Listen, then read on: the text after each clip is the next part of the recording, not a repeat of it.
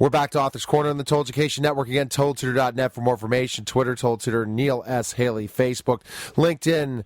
And I'm so excited always to bring Julia Drake's authors on. They're just so fantastic. And I want to welcome to the program Kim St. Clair, author of More Than Just a Dog. Kim, thanks for calling. Oh, thank you so much. I'm really excited to be able to share all my wonderful information with everybody. Thank you. Oh, absolutely. So tell us a little bit about your background, and we'll get right into it. Sure. I've been, about 25 years, I've been in a various capacity working with animals. I've been a vet tech, vet assistant. I'm an aromatherapist, massage therapist. I've studied canine nutrition. I'm a tongue and touch practitioner, teacher. I've done wildlife rehabilitation, dog sitting, dog walking, pet sitting, so quite the variety in my background. Yes, most definitely, and through that background led you to writing this book and what you're doing. So tell us specifically a little bit about More Than Just a Dog. I think in a lot of ways you look at animals and how you deal with them. It's definitely a slippery slope in ways of just understanding them and stuff, right? Absolutely, absolutely. And this book has been in my heart for decades, and I figured just have to do it. So basically the premise of the book is there are 12 animals, 12 chapters, 12 stories. Each dog has a chapter and an emotion that's attached to the healing component that went into the story. For example, chapter 2 is Mesa, and that's given the word hope. And the reason that was given hope is this particular dog actually had a blog all across the U.S. It's a dog that had fallen 22 feet off the cliffs in Del Mar, California, near the area where I live, and was to be euthanized. And the story talks about how everyone in the community and across the country chipped in so that this dog could walk again and have the costly surgery it needed. And that's so important to talk about these things. And that dogs suffer just like humans. And we have to understand at times that to have empathy for them, especially in this world. And I am sure you're an animal advocate for sure, especially when you hear about these dogs that are euthanized based on poor owners' decisions, not the dog's decisions. Siberians or pit bulls or different animals that, based on how they were trained in the environment, they are considered killers, but yet it's the human who made them that way. Absolutely. Absolutely. I always say that animals would never do to each other what humans are capable of. Absolutely. And through that, we have different stories of inspiring dogs in your book, correct? Absolutely. So just to put an example out there, some of the words are compassion, hope, acceptance, forgiveness, unconditional love, courage, strength, power, gratitude.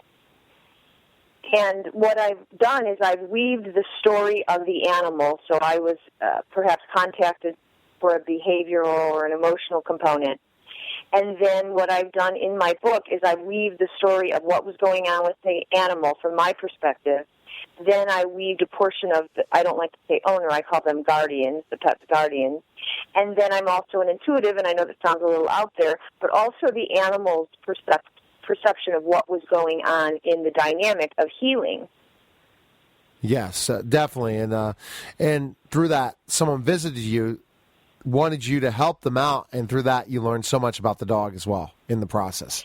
It was more you were the one that's supposed to heal them or help that family, and instead you learned so much more from the dog, it sounds like.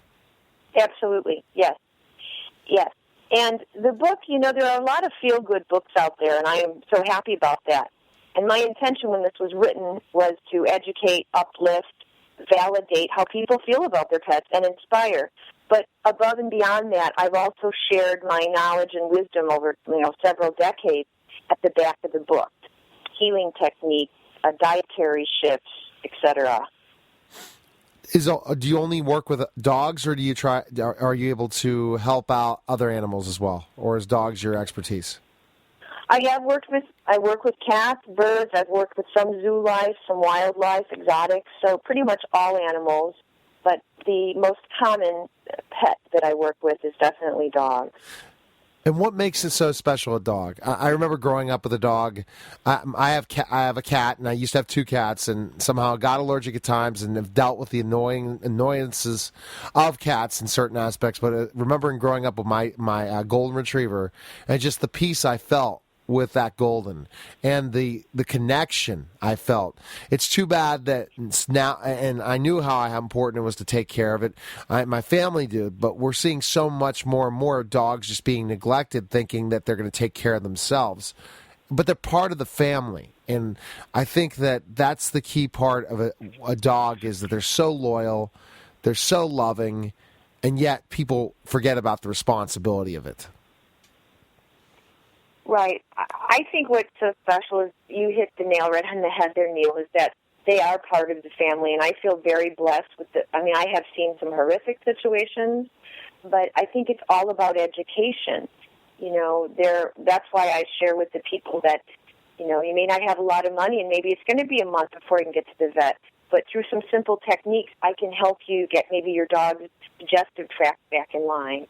Or, is your dog, just various things that you might even have in the household until you can get veterinary care. Not saying this ever replaces it, but sometimes, there are grandmas who are living from day to day and they love their dog, so much. So I think that the dog, it just touches a part of us that reminds us of our own true spirit and our own innocence. And I joke with clients, if dogs could talk, it would ruin the relationship. Yeah, definitely. You just feel that peaceful thing. Just think about all the time my dog will wait up for me when I would come home as a high school student out or a college student out and about, and the first person right at the door, my dog. And that's the special part of it. And regardless if you've forgotten the dog so much, you have a girlfriend, or you're in a different type of a situation, always when you come home, that dog is there for you. And I think through your healing and looking at things and really understanding the psychology of that dog and why they're hurting, you really in your mind feel their pain from neglected, or they feel their love that could keep them going in that family through certain techniques. Can you share something that you do to kind of really heal that dog before it goes to a vet to get real treatment, but to kind of change that process? Give me an example. Sure. A good example, I saw a client today. What she had told me over the phone was that the dog wasn't moving very well anymore. Of course, I asked all the background, took an intake. I showed up, and I said, well, I just want to tell you. She said, I know you're intuitive. I said, well, I just want to tell you your dog is not moving because your dog has an intestinal issue, and it's something that you can try and work on yourself. So I recommended changing the diet. Goat's milk yogurt is something I recommend because animals break down bovine different than goat to clean out the stomach. Some greens. I also do, the basis of my work is called Tellington Touch. I showed the woman how to help do stretches on the dog like you would in physical therapy or PT for a human. I also work with different types of sounds and tonings. And I wrote out what I call a little protocol for the dog over the next 3 weeks. In the same light, I worked with the dog about 6 weeks ago that, again, she said it was prone to allergies. Well, it turned out, I said, well, what are you using to clean your floors? She said, well, I never even thought of that. So it was something very caustic that the animal was licking off its paws. Oh, so my. So something as simple as changing to like cleaning hardwood floors with vinegar changed the baby, the two-legged baby as well as the four-legged, and incorporated some natural oils into the diet to help get rid of what it didn't need. And I just recently did a Vimeo of that, and it's on my website, about how the neighbors were commenting, that is a different dog. So, yes, definitely. Yeah. And Kim, how excited are you, especially going to book signings and different things where you can now meet people that aren't your clients and can really share your love of dogs and share those strategies? Because, going to different places and sitting down and talking to them and signing books, you really you really get to feel so many people's love of animals that you can provide ideas for. Am I correct? Yes, you're very correct, and I love it. I mean, I love what I do. I feel very blessed with the gifts I have. I've always had a connection with animals, but now I can reach people. I mean, you can only have so many private clients or teach workshops, but as we know, media like a book, print book, or an e-book can reach so many people, and you know, it's wonderful. I feel very blessed to be able to share the wisdom that I have with people. I love it. Well, what I like about it is I hope soon to be an author as well. Again, I have to take the time to really do this. I interview all these great authors, fantastic, and I love learning about your passion. And you saw that, you know, I'm very successful at what I do, and I'm really seeing it, but I'm not seeing the world.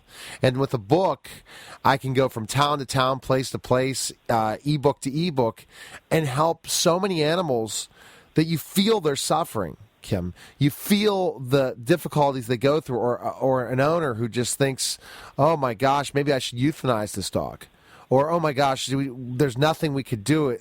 We're at a wit's end what to do, and you're here to provide that, and through that book, you're going to be able to reach more people, and I think I could feel that passion listening to you talk about this.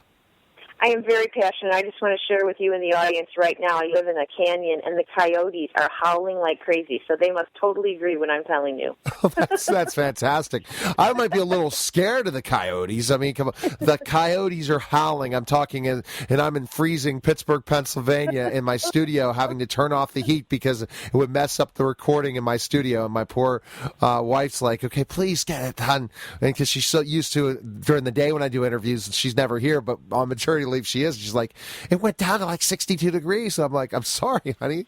This is my normal thing and learning. But I tell you right now, it's something that you have chosen to do this, and I wish you all the luck in the world with the book. And I think that the more people, especially when I'm reading your bio about, you know, you even consult celebrities, that if you want to pick up somebody that understands how to heal dogs and help dogs and understand the ins and outs of dogs, you got to pick up this book, because there's not many. And I know that you're going to definitely have great success with this, and to get out there, and the recommendations to get out there and get to as many dog shows as possible if you can, and see as many people as possible, because then more animals' lives will change and families' lives will change. So where can we purchase the book, Kim?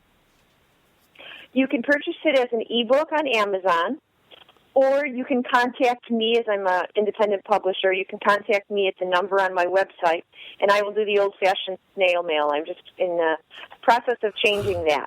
Okay. Well, definitely understand completely, but again, definitely check out the website, and that's doghealer.org, am I correct?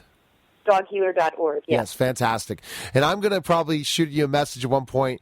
I'm dealing with my one cat with litter box issues. I don't know if you can help me out with that. You know, they got Jake, whatever that guy is on TV, but now I know a true person that can help me out with my cat issues, and I can tell you the story of my late cat as well, bothering me in the radio studio. So I appreciate you calling, and we'll definitely stay in touch, okay? Thank you very much. All right, take care, Kim. Okay. Bye-bye. Bye-bye. You're listening to Author's Corner, and we'll be back in just a moment.